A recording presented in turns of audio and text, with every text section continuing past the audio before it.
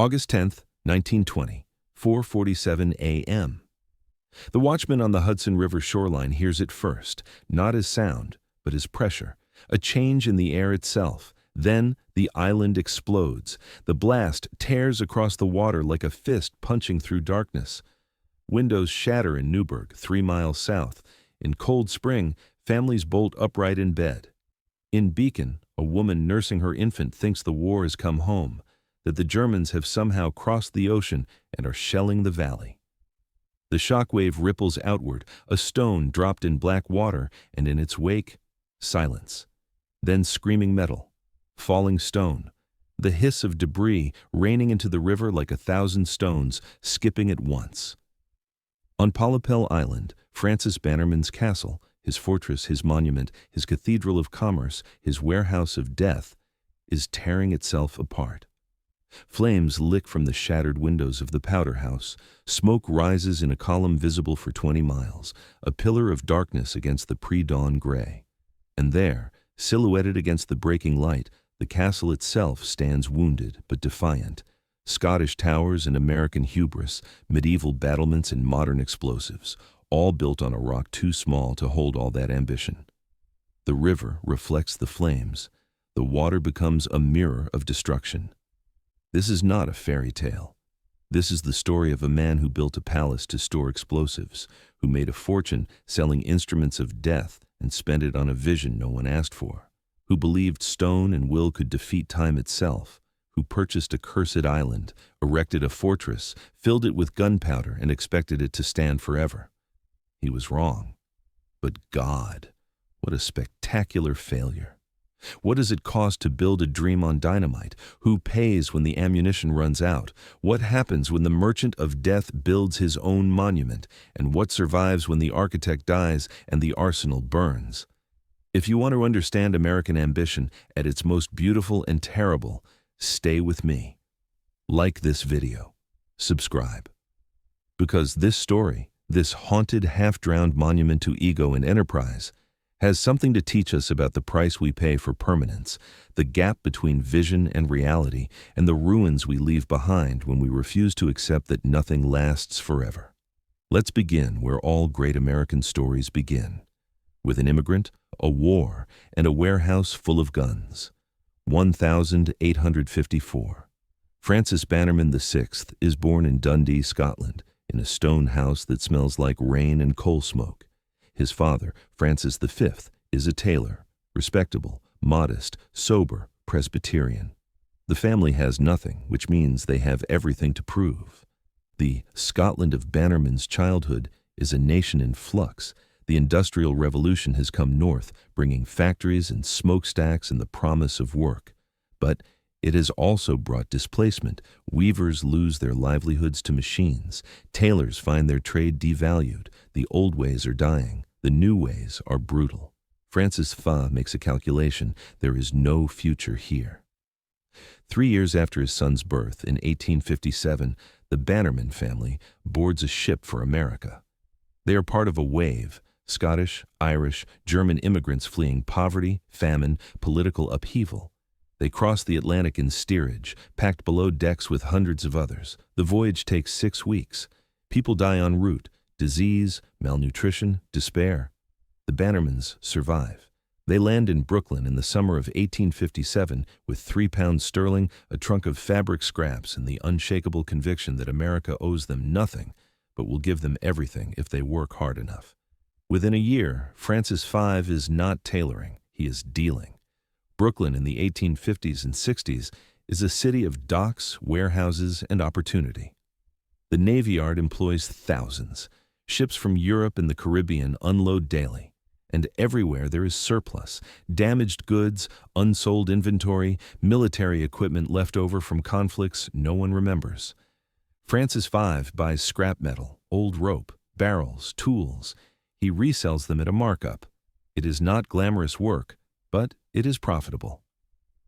Young Francis, the 6th of his name, following a lineage of Scottish Francis Bannermans stretching back generations, learns the business at his father's elbow. He is 7 years old when he starts helping in the shop. He learns to assess value, to negotiate, to spot opportunity where others see junk. He is 12 years old when the Civil War begins. April 12, 1861. Confederate forces fire on Fort Sumter. President Lincoln calls for 75,000 volunteers. The North mobilizes. And Francis Bannerman V sees the future before it arrives. War means uniforms, tents, rifles, ammunition, wagons, horses, saddles, boots, medicine, bandages, everything an army needs to fight. And when the war ends, because wars always end, there will be surplus, mountains of surplus, a nation's worth of material, suddenly obsolete, waiting to be bought and sold. The Bannermans position themselves. They cultivate contacts in the Quartermaster Corps. They bid on Army contracts. When the Union needs rope, they supply it. When depots close and need to liquidate inventory, the Bannermans are there with cash. Young Francis is 16 when the war ends in April 1865. He has spent his teenage years immersed in the machinery of war, not the fighting, but the supply chains, the logistics, the economics of equipping hundreds of thousands of men to kill each other efficiently. The war leaves 600,000 dead. It leaves the South in ruins. It leaves the North victorious but exhausted. And it leaves behind an unprecedented quantity of surplus military equipment, rifles by the 100,000, cannons, artillery shells, uniforms, blankets, wagons, everything the Union Army no longer needs. The government wants it gone. Depots are closing. Storage is expensive. Better to sell it for pennies on the dollar than let it rot in warehouses. Francis Bannerman VI, now 16, sees opportunity where others see the detritus of carnage. He buys his first lot of military surplus in 1866, 200 rifles from a Union depot in New Jersey. He pays $2 per rifle. He sells them to a dealer heading to reconstruct the South for $3.50 each. Profit, $300, not a fortune, but enough. Enough to prove the concept, enough to do it again. He takes that $300 and buys more rifles, then ammunition, then uniforms, then saddles. He is relentless. He works 18-hour days. He underbids competitors. He cultivates relationships with Army officers, depot commanders, government clerks who control the paperwork. By 1868, at age 14, he has his own credit with suppliers. By 1872, he has a storefront on Broadway in Manhattan. The sign reads, Francis Bannerman & Sons, Military Goods. By 1880, he has 3 warehouses in Brooklyn. By 1890, Francis Bannerman VI is the largest military surplus dealer in the United States and quite possibly in the world. His business model is simple: buy low, sell anywhere. He purchases equipment from the U.S. government at liquidation prices. Then he resells it to collectors, to foreign governments, to militias, to theatrical companies that need authentic costumes, to Wild West shows that need rifles for performances, to anyone with money and a need for military equipment. He sells everything. Rifles from the Civil War, swords from Mexico, helmets from Prussia, tunics from France, cannons from a dozen conflicts. His catalog, published annually, hundreds of pages long, becomes a legendary document in itself. You can order a bayonet or a battleship anchor, a pistol or a pontoon bridge. It is Sears and Roebuck for instruments of death. And then comes 1898. February 15th, 1898, the USS Maine explodes in Havana Harbor. 266 American sailors die. The cause is disputed. Officially, an external mine. More likely, an internal explosion in the ship's coal bunkers. But the cause doesn't matter. What matters is the narrative. Spain attacked American sailors. Remember the Maine becomes the rallying cry. The United States declares war on Spain. The Spanish-American War lasts 4 months. It is a mismatch. The U.S. Navy destroys the Spanish fleet in Manila Bay and Santiago. American troops, poorly trained but enthusiastically supported, overrun Spanish positions in Cuba and the Philippines. By August, Spain surrenders. And Francis Bannerman sees the opportunity of his lifetime. After the war, the United States suddenly controls Cuba, Puerto Rico, Guam, and the Philippines. The Spanish military leaves behind vast quantities of equipment, rifles, ammunition, artillery, uniforms, everything. The U.S. government seizes it and puts it up for auction. Bannerman bids $50,000 for the entire lot. It is an audacious bid, a fortune in 1898. His competitors think he is insane. The equipment is old, damaged, foreign-made. Who will buy Spanish rifles when American rifles are superior? Bannerman knows who. Everyone else. He wins the auction. He purchases approximately 90% of the military equipment left behind by Spanish forces in Cuba. Then he catalogs it, photographs it, lists it in his catalog. He sells Spanish Mauser rifles to South American revolutionaries, Spanish artillery pieces to collectors, uniforms to theatrical companies. He sells to anyone, anywhere, no questions asked. He makes back his $50,000 investment within a year. Within 5 years, he has made 10 times that. Francis Bannerman, at age 44, is unimaginably, absurdly, spectacularly rich.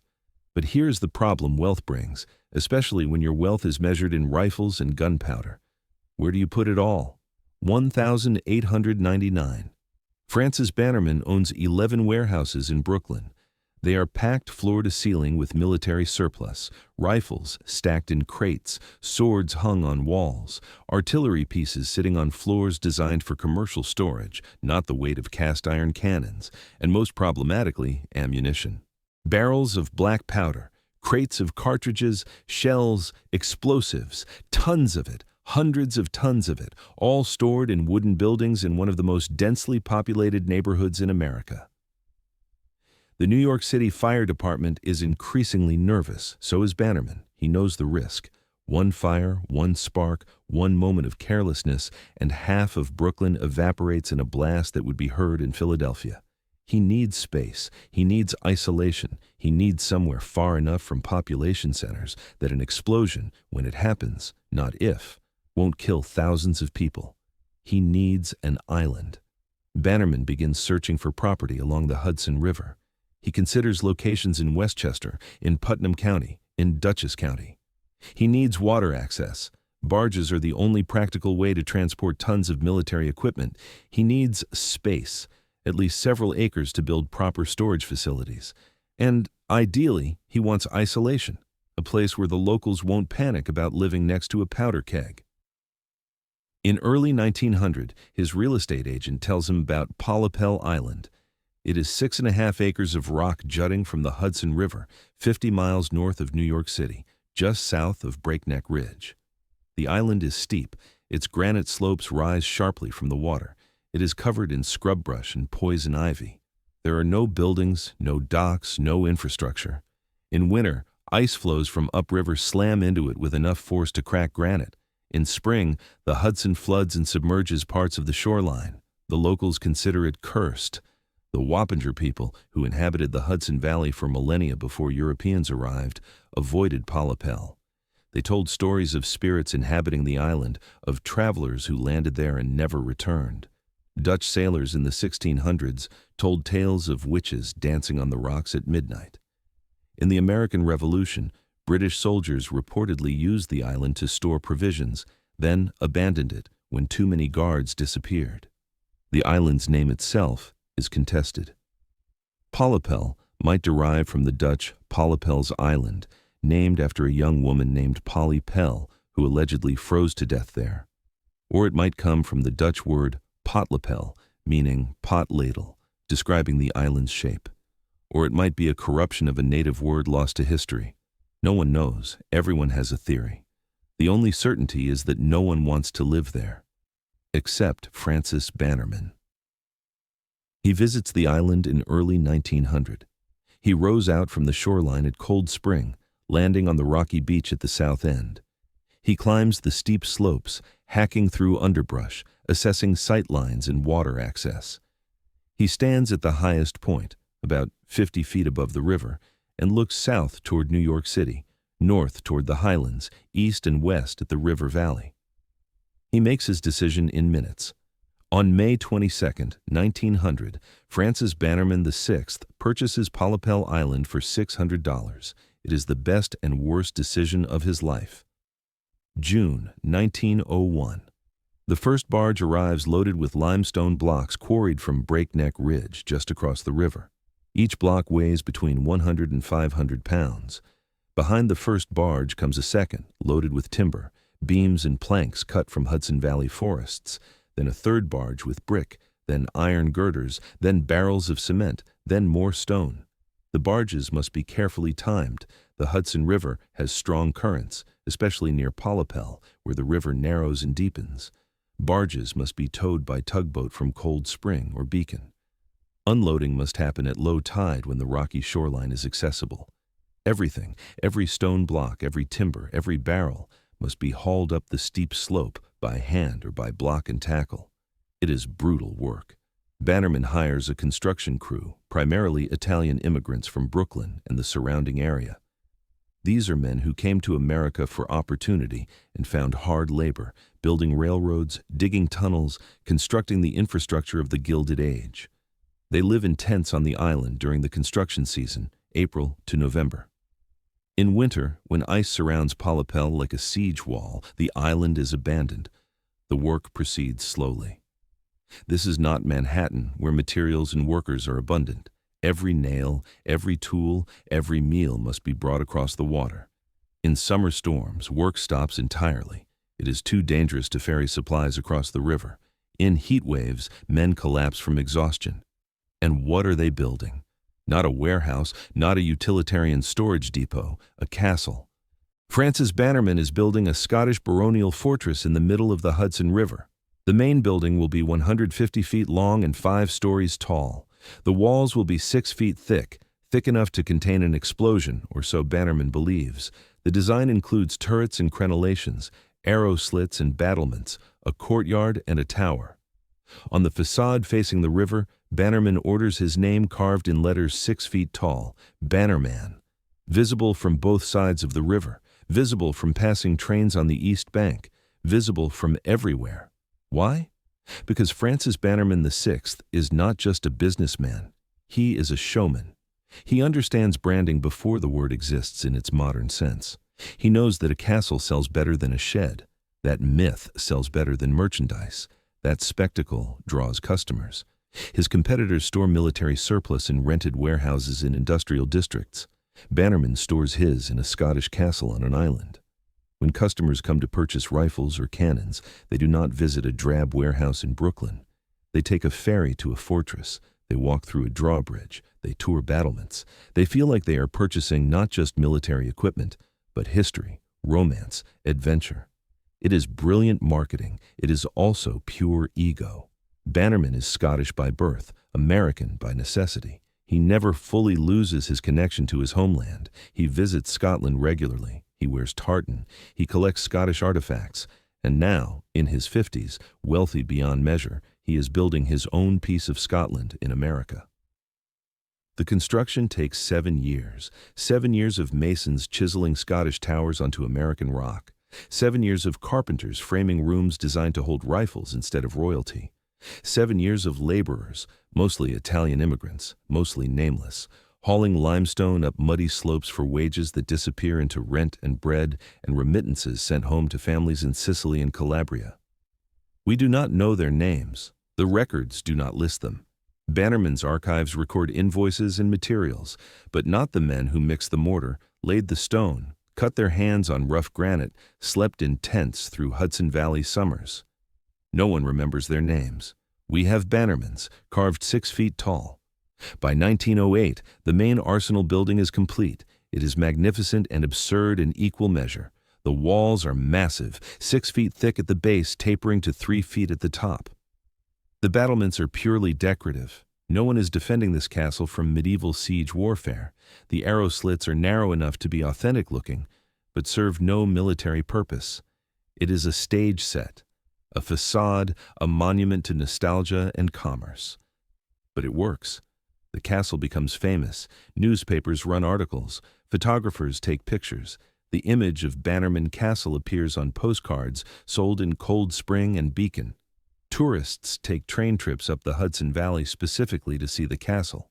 They do not land on the island. Bannerman keeps it closed to the public, but they see it from the river, from the trains, from the opposite shore. And customers come. Bannerman's business booms. He adds more buildings. A powder house, 100 feet long, thick-walled, built into the hillside, designed to hold up to 500,000 pounds of black powder and ammunition.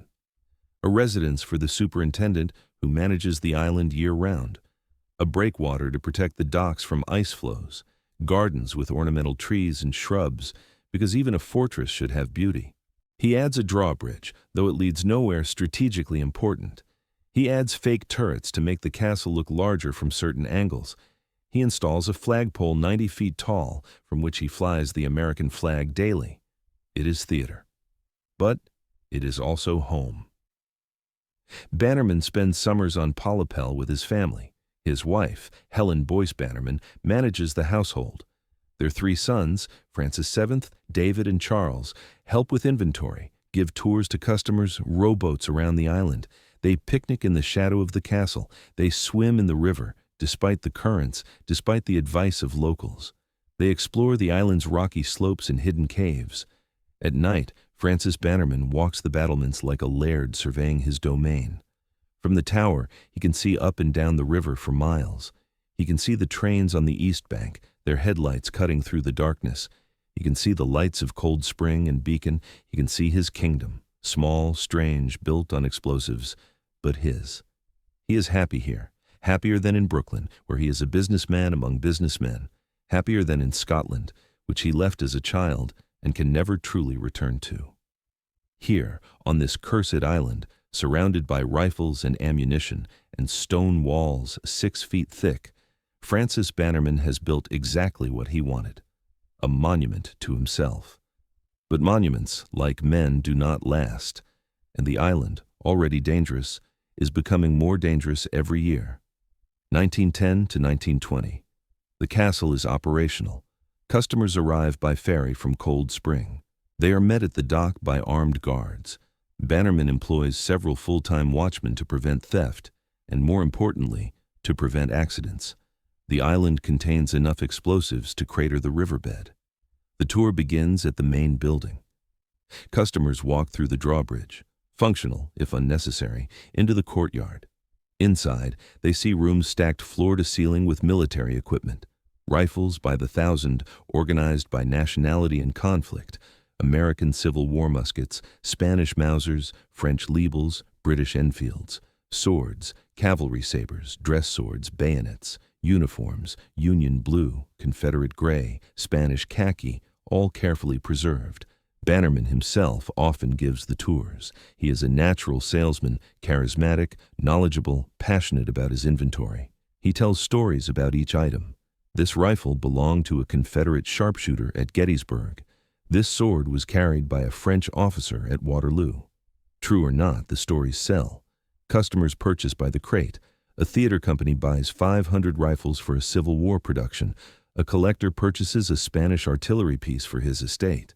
A South American government, Bannerman does not ask which one or why they need rifles, orders 10,000 Mauser rifles and 2 million rounds of ammunition. Bannerman ships everything. He has no politics. He will sell to anyone with cash.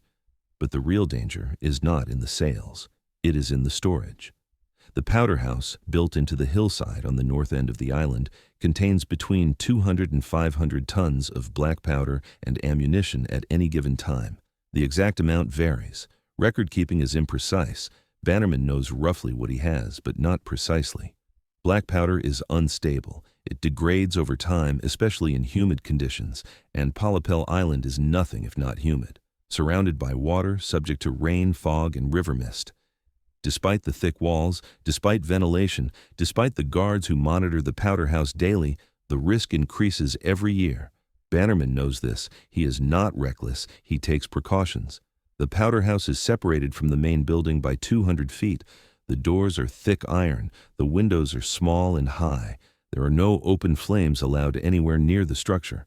The guards carry lanterns only when absolutely necessary, and even then, they use electric lanterns powered by batteries. But precautions only reduce risk. They do not eliminate it. Between 1910 and 1920, there are several close calls. In 1912, a guard smells smoke coming from the powder house. He investigates and finds that a barrel of powder has begun smoldering. Slow combustion, not an explosion, but dangerous nonetheless. He extinguishes it with sand following protocol. The incident is not reported to authorities. Bannerman does not want attention. In 1915, a crate of Civil War-era cartridges spontaneously ignites in a storage room. The fire is small and quickly contained, but it destroys several $1,000s worth of inventory. Again, the incident is not reported. In 1918, during World War I, Bannerman does brisk business. The U.S. military is purchasing every weapon it can find. Bannerman sells older rifles to the government for training purposes. He sells uniforms. He sells surplus equipment from previous wars to equip the rapidly expanding military. But he also takes on more inventory. Warehouses in Brooklyn are still overflowing. He moves more ammunition to Polypel. By 1919, the powder house is at capacity. Bannerman considers building a second powder house, but delays the decision. Too expensive, too much construction. He decides to wait until after the war, when business slows down and he has time to plan. He does not get the chance. August 10th, 1920, 4:47 a.m. No one will ever know the exact cause. The official investigation is inconclusive. The most likely explanation: spontaneous combustion. Black powder, especially when stored in large quantities, is hygroscopic. It absorbs moisture from the air. Moisture causes chemical changes in the powder's composition. In certain conditions, especially heat combined with humidity, black powder can ignite without an external spark. Or perhaps it was a spark. A tool dropped by a guard, a rat chewing through a wire, a static discharge, lightning from a storm hours earlier, smoldering invisibly inside a barrel until it reached critical temperature. Or perhaps it was sabotage. There are rumors, never confirmed, that pro-labor activists angry at Bannerman's anti-union stance planted an explosive device, or that a disgruntled employee, fired weeks earlier, returned under cover of darkness. We don't know. The investigation finds no conclusive evidence. The explosion destroys the evidence.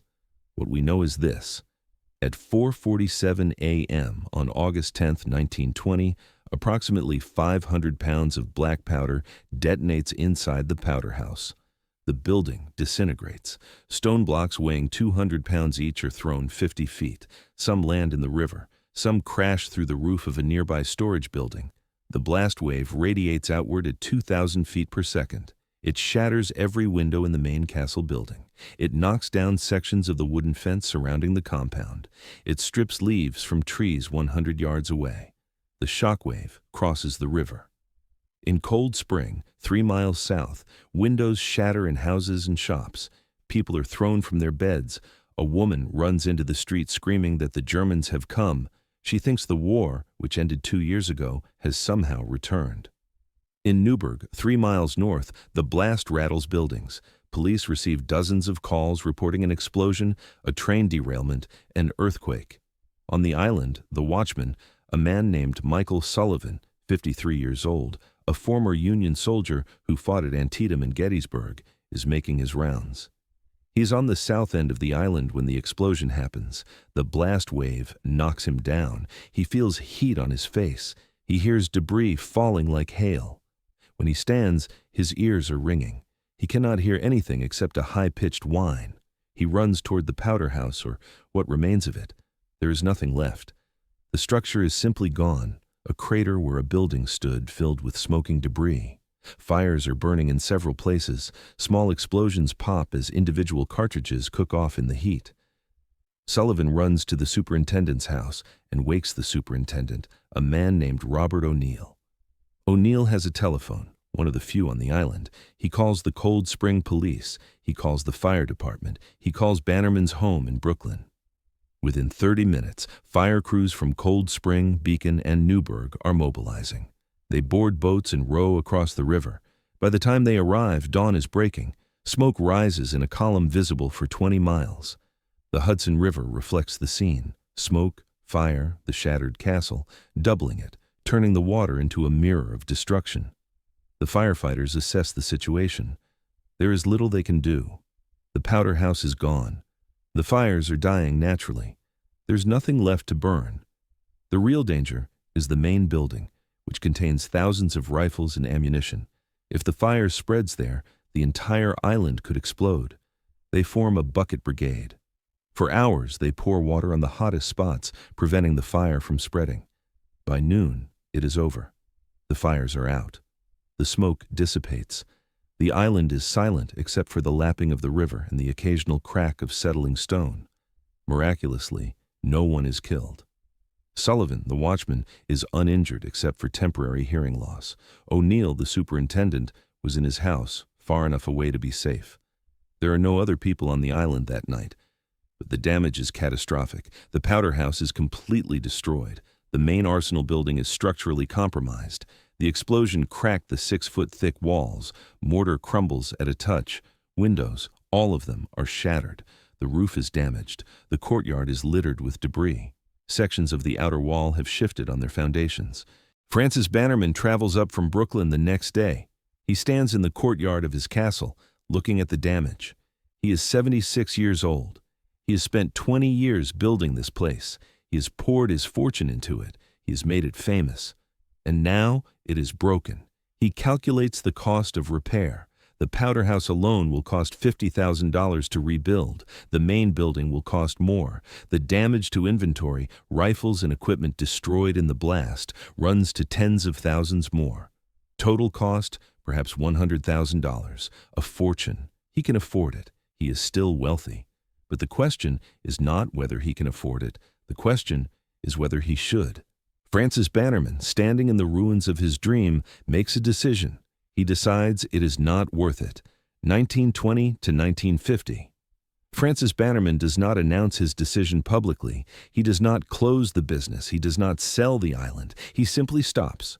He stops major construction. He stops bringing large shipments of ammunition to Polypel. He stops giving tours. He moves most operations back to Brooklyn, where he still has warehouses. The island becomes a storage annex, a place to keep overflow inventory, but not the center of operations. He tells himself it is temporary. He tells his family he will repair the damage next year, when business is better, when the economy stabilizes.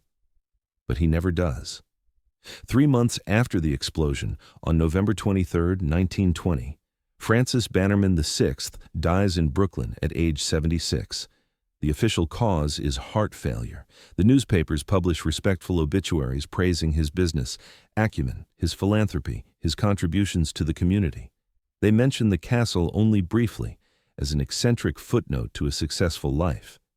His wife, Helen, inherits the island and the business. Their sons, Francis VII, David, and Charles, inherit the inventory and the responsibility. They try to continue their father's vision. They repair some of the damage. They bring customers to the island occasionally. They maintain the guards and the superintendent, but their hearts are not in it. The explosion has taken the shine off the enterprise. The island, once a source of pride, has become a liability. World War I is over. The military surplus market is changing. The U.S. government is keeping tighter control of ammunition and weapons. Regulations are increasing. The glory days of buying entire arsenals from defeated nations are over. The business continues, but on a smaller scale. The Bannerman Company focuses on smaller items, uniforms, historical pieces, collectibles. The island sees less and less use. By 1930, the castle is visibly deteriorating. The damaged sections have not been repaired. Winters are brutal on the exposed island. Ice, snow, freezing rain, wind. Each spring, the damage is worse. Mortar crumbles, stone shifts. Water seeps through cracks in the roof, pooling in storage rooms, rusting rifles, rotting wooden crates. The family does not have the money or the will to maintain it properly. The Great Depression hits in 1929, reducing demand for military surplus even further. The Bannermans focus on keeping the Brooklyn business afloat. The island is an afterthought. By 1940, trees are growing inside the courtyard. Their roots wedge into cracks in the stone, widening them, accelerating the decay. Poison ivy covers entire walls. Birds nest in the empty turrets. The castle is becoming a ruin while people still technically own it. And then comes the final severance. December 14, 1950. The Polypel, the small ferry boat used to transport supplies and visitors to the island, sinks in a winter storm. It happens quickly.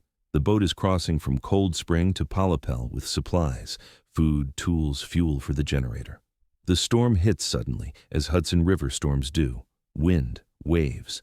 The boat is small, only 30 feet long, and poorly maintained. It takes on water. The captain, trying to reach the island, realizes too late that the boat is sinking. He beaches it on the rocky shoreline of the island. The crew escapes unharmed, but the boat is destroyed. It settles in 20 feet of water, hull cracked, engine flooded. The Bannerman family makes a calculation. Repairing or replacing the boat will cost thousands of dollars. The island is barely used. The business is declining. The cost is not justified. They abandon the boat. They abandon regular trips to the island. They keep ownership, sentiment, legacy, legal complications, but they stop practical operations. Without the ferry, the island is effectively cut off. No easy way to bring supplies, no easy way to bring customers, no reason to keep staffing it year-round. The superintendent, Robert O'Neill, who has lived on the island for 30 years, moves to the mainland. The guards are dismissed. The island is left to itself. For 19 years, Bannerman Castle decays in silence. He adds a drawbridge, though it leads nowhere strategically important. He adds fake turrets to make the castle look larger from certain angles. He installs a flagpole 90 feet tall, from which he flies the American flag daily. It is theater. But it is also home. Bannerman spends summers on Polypel with his family. His wife, Helen Boyce Bannerman, manages the household. Their 3 sons, Francis VII, David, and Charles, help with inventory, give tours to customers, rowboats around the island. They picnic in the shadow of the castle. They swim in the river, despite the currents, despite the advice of locals. They explore the island's rocky slopes and hidden caves. At night, Francis Bannerman walks the battlements like a laird surveying his domain.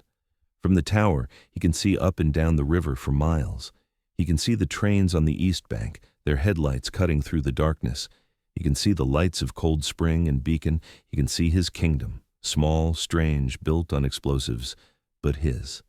He is happy here, happier than in Brooklyn, where he is a businessman among businessmen, happier than in Scotland, which he left as a child and can never truly return to. Here, on this cursed island, surrounded by rifles and ammunition and stone walls 6 feet thick, Francis Bannerman has built exactly what he wanted, a monument to himself. But monuments, like men, do not last, and the island, already dangerous, is becoming more dangerous every year. 1910 to 1920. The castle is operational. Customers arrive by ferry from Cold Spring. They are met at the dock by armed guards. Bannerman employs several full-time watchmen to prevent theft, and more importantly, to prevent accidents. The island contains enough explosives to crater the riverbed. The tour begins at the main building. Customers walk through the drawbridge, functional, if unnecessary, into the courtyard. Inside, they see rooms stacked floor to ceiling with military equipment. Rifles by the thousand, organized by nationality and conflict. American Civil War muskets, Spanish Mausers, French Liebels, British Enfields. Swords, cavalry sabers, dress swords, bayonets. Uniforms, Union blue, Confederate gray, Spanish khaki, all carefully preserved. Bannerman himself often gives the tours. He is a natural salesman, charismatic, knowledgeable, passionate about his inventory. He tells stories about each item. This rifle belonged to a Confederate sharpshooter at Gettysburg. This sword was carried by a French officer at Waterloo. True or not, the stories sell. Customers purchase by the crate. A theater company buys 500 rifles for a Civil War production. A collector purchases a Spanish artillery piece for his estate. A South American government, Bannerman does not ask which one or why they need rifles, orders 10,000 Mauser rifles and 2 million rounds of ammunition. Bannerman ships everything. He has no politics. He will sell to anyone with cash. But the real danger is not in the sales. It is in the storage. The powder house, built into the hillside on the north end of the island, contains between 200 and 500 tons of black powder and ammunition at any given time. The exact amount varies. Record-keeping is imprecise. Bannerman knows roughly what he has, but not precisely. Black powder is unstable. It degrades over time, especially in humid conditions, and Polypel Island is nothing if not humid, surrounded by water, subject to rain, fog, and river mist. Despite the thick walls, despite ventilation, despite the guards who monitor the powder house daily, the risk increases every year. Bannerman knows this. He is not reckless. He takes precautions. The powder house is separated from the main building by 200 feet. The doors are thick iron. The windows are small and high. There are no open flames allowed anywhere near the structure. The guards carry lanterns only when absolutely necessary, and even then, they use electric lanterns powered by batteries. But precautions only reduce risk. They do not eliminate it. Between 1910 and 1920, there are several close calls. In 1912, a guard smells smoke coming from the powder house. He investigates and finds that a barrel of powder has begun smoldering. Slow combustion, not an explosion, but dangerous nonetheless. He extinguishes it with sand following protocol. The incident is not reported to authorities. Bannerman does not want attention. In 1915, a crate of Civil War-era cartridges spontaneously ignites in a storage room. The fire is small and quickly contained, but it destroys several $1,000s worth of inventory. Again, the incident is not reported. In 1918, during World War I, Bannerman does brisk business. The U.S. military is purchasing every weapon it can find. Bannerman sells older rifles to the government for training purposes. He sells uniforms. He sells surplus equipment from previous wars to equip the rapidly expanding military. None of this is true. But truth and legend blur when no one is left to correct the record. The Hudson River continues its work. Ice flows in winter slam into the weakened walls. Spring floods undermine foundations. Storms strip away damaged sections of stone. Year by year, the castle shrinks. Towers collapse. Walls fall into the river. What was once a coherent structure becomes a picturesque ruin, then simply a ruin. In 1993, the Bannerman family makes a final decision. They donate the island to the New York State Office of Parks, Recreation, and Historic Preservation. It is a pragmatic move. They avoid property taxes. They avoid liability if someone gets hurt exploring the ruins. And they ensure that, at least in theory, the site will be preserved. But the state has no money for preservation. Polypel Island becomes part of Hudson Highlands State Park, but it remains off-limits to the public. No tours, no access, signs warn boaters to stay away. Danger, unstable structure, keep off. The castle continues to decay. Then, in 2007, a group forms, the Bannerman Castle Trust. They are volunteers, historians, preservationists, Hudson Valley residents who believe the ruins are worth saving. Not restoring. Saving. There is a difference. They raise funds. They hire structural engineers to assess what can be stabilized.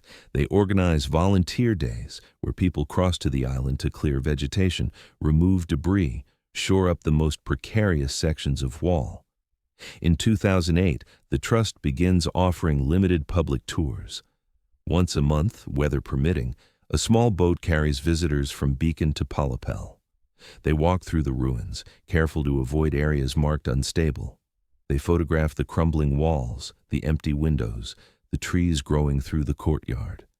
They learn the story of Francis Bannerman and his castle. The tours are popular. People want to see ruins. There's something about abandoned places that pulls at us. Nostalgia, melancholy, a reminder that nothing lasts forever. But then comes 2009, December 2009. It is a routine winter. Snow, ice, wind.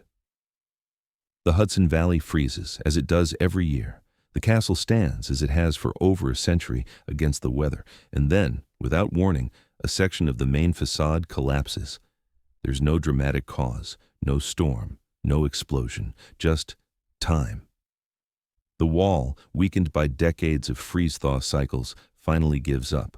100 feet of stone facade, including the famous Bannerman inscription, falls into the courtyard in a cascade of granite blocks, dust, and history. It happens at night. No one sees it. In the morning, a train passenger notices something is wrong. The castle looks different, smaller.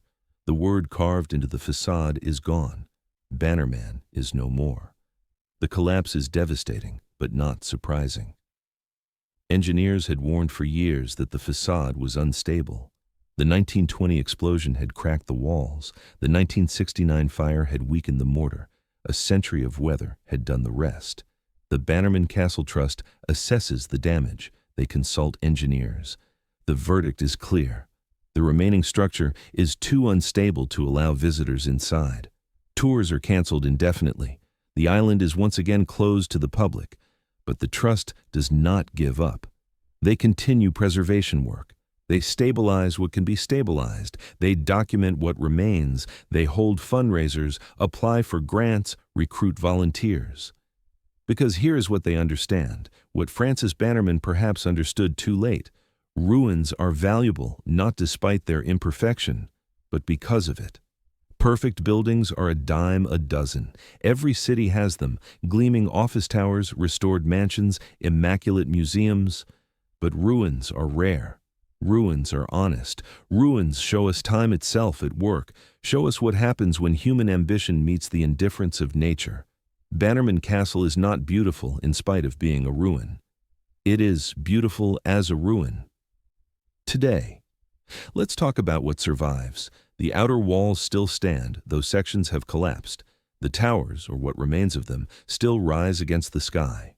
The courtyard is open to the weather. Trees grow where Francis Bannerman once stored rifles. Poison ivy covers the stones. Birds nest in the arrow slits. From certain angles, especially at sunrise or sunset, the castle looks almost intact. The shadows hide the missing sections. The light softens the damage. You can almost imagine it as it was, imposing, eccentric, magnificent. From other angles, the damage is undeniable. Piles of rubble, gaps in the walls, exposed rebar rusting in the rain, the slow-motion disaster that is any abandoned building. The Bannerman Castle Trust continues its work. They offer occasional tours, weather and safety permitting. They stabilize walls when funding allows. They plant gardens in the courtyard, not Francis Bannerman's ornamental gardens, but native plants that won't damage the structure. They host concerts on the beacon shoreline, with the ruins as backdrop, raising money for preservation.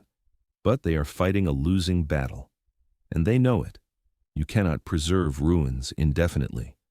Preservation itself is a kind of fiction, the idea that we can stop time, keep things as they are, prevent decay. But we cannot.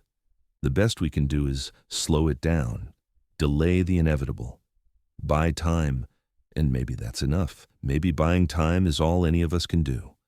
So what does Bannerman Castle teach us? It teaches us that ambition is not enough. Francis Bannerman had ambition. He had wealth. He had vision. He built a castle on an island in the middle of a major river and carved his name on it in 6-foot letters. He believed, as all ambitious people believe, that willpower and money could defeat time. He was wrong. But here's the thing. We're all wrong about this. We all build things, not castles maybe, but careers, relationships, legacies, and we believe they will last. We believe that if we work hard enough, plan carefully enough, build strong enough, we can create something permanent. We cannot. Everything ends. Castles crumble. Businesses fail. Names are forgotten. Even stone, even 6-foot thick walls, even 6-foot tall letters carved in granite, even these surrender to time. But there is beauty in the attempt. Francis Bannerman built something impossible and absurd and wonderful. A Scottish castle on a cursed island in the Hudson River, filled with Spanish rifles and Civil War ammunition, decorated with arrow slits that served no purpose except to look medieval. It was ridiculous. It was impractical. It was doomed from the start. And it was magnificent. The ruins stand there still, visible from the Metro North trains that run along the east bank of the Hudson. Thousands of people see them every day. Commuters heading to New York, tourists traveling north to the Catskills. Most don't know the story. They see the castle for just a moment, a flash of stone and shadow, and then it's gone, receding behind them as the train speeds south. But they remember it. Something about those ruins, broken, half-drowned, defiant, stays with you. Because Bannerman Castle is a monument not to success, but to the attempt. To the immigrant who arrived with nothing and built an empire selling instruments of death. To the businessman who spent his fortune on a dream no one asked for. To the father who dragged his family to an island every summer so they could live in a castle. To the old man who stood in the ruins after the explosion and decided for once not to rebuild. It is a monument to ambition and ego and failure and beauty, all tangled together, impossible to separate. And it is, in the end, a monument to time itself, to the slow, patient work of erosion, to ice and wind and rain and river current, to the trees that push through stone, to the inevitable victory of nature over human will. We build. Time destroys. That is the contract. We know this. But we build anyway. Francis Bannerman knew his castle would not last forever. He must have known. He was not stupid. He saw the explosion damage in 1920. He saw the cracks in the walls. He knew what ice and water do to stone. But he built it anyway, because the building itself was the point, not the permanence, not the legacy. The building, the act of creation, the audacity of putting stone on a cursed island and calling it a castle. That is what remains, not the structure that is going, piece by piece, back into the river, but the story. The absurd, beautiful, tragic story of a man who built a castle to store explosives and expected it to stand forever. He was wrong, but God, what a spectacular failure. The camera pulls back from the ruins. Slowly, we rise, drone footage, sweeping up and away from the island. We see the castle from above, the courtyard open to the sky, the walls forming a jagged crown of stone, the Hudson River flowing past, indifferent, eternal. The light is golden. It is either sunrise or sunset, the magic hour when everything looks beautiful, even ruins. The camera continues to rise. The island becomes small. We see the full sweep of the Hudson Valley, the river winding between mountains, the towns on either shore, the trains running along the banks. The castle is just one small point in this vast landscape, easy to miss, easy to forget, but still there, still standing, still fighting its slow, losing battle against time.